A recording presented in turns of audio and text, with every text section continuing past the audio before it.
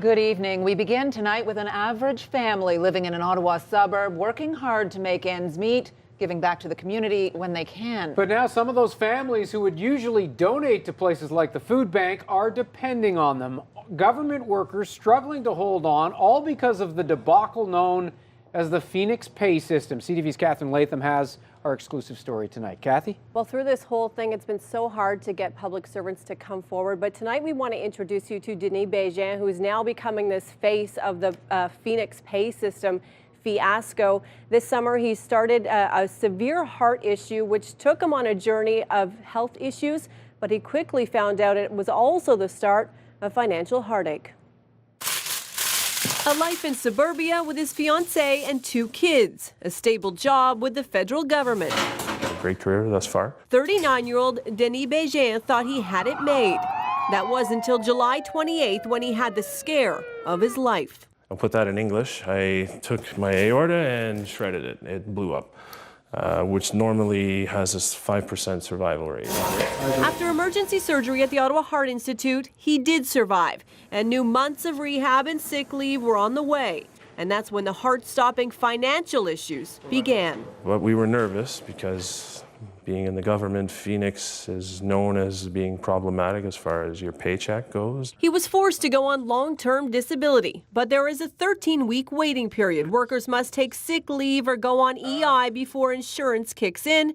But the troubled Phoenix pay system didn't get his necessary paperwork in on time. I contacted Phoenix. They said, yeah, 5 business days, we'll send that rate over and you'll get your claim started.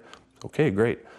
That never happened. He went nearly 3 months without a single paycheck, and when money started rolling in, it wasn't enough. We owe so much to so many people. I owe some money that was borrowed as well.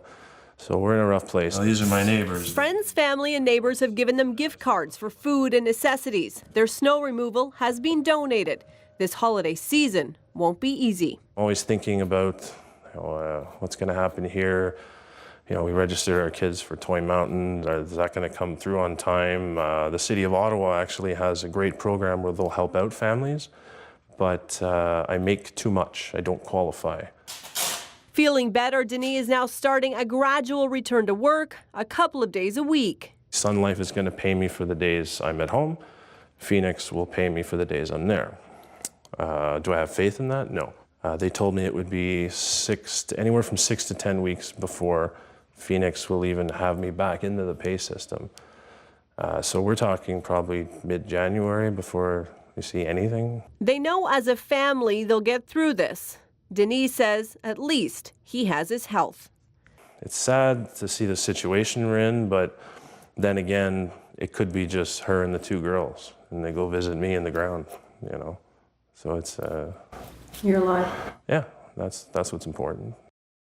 Now, as if this story could get any worse, his wife, also a public servant, she's now in an acting position. She has been for about a year, but she hasn't seen a pay raise from that, although she is still getting a paycheck, so that's the good news. And we want to thank Denis and his family for coming forward. It takes, obviously, a lot of pride to do this, and a lot of families facing the same thing they're facing tonight, and he's becoming a voice for them. There is so much anger out there, and they're public servants, so they don't speak out because you just don't do that.